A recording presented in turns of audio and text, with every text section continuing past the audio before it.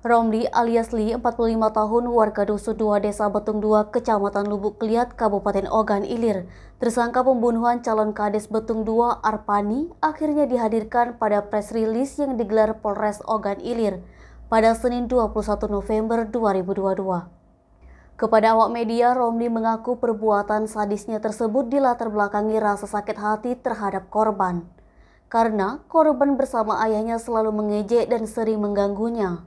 Ditambahkan Romli, korban juga sering melakukan pengerusakan terhadap sepeda motor miliknya dengan cara memotong kabel sepeda motor tersangka secara berulang-ulang.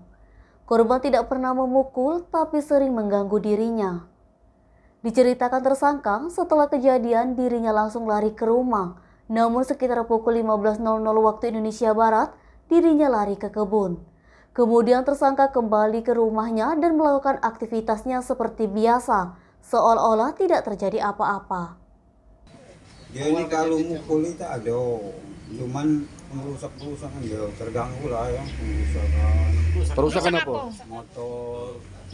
Motor ditainya kabel, jadi kita terganggu lah. Bapak lihat sendiri tuh dia merusak motor itu? Tak ada lihat, cuma Jadi? merasakan baik. Menduga? Iya. Atau ada yang ngasih tahu?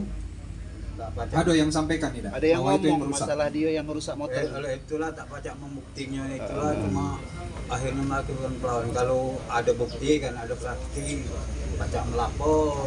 Sebagaimana diketahui, polisi berhasil menangkap pelaku pembunuhan calon Kades Betung 2 Arpani pada Jumat 18 November 2022 lalu, sekitar pukul 12.15 waktu Indonesia Barat. Potongan video proses penangkapan tersangka pun menyebar di media sosial dan juga sejumlah grup WhatsApp.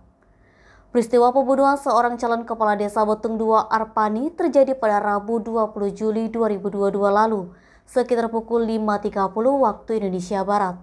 Eti, Sumik.co melaporkan.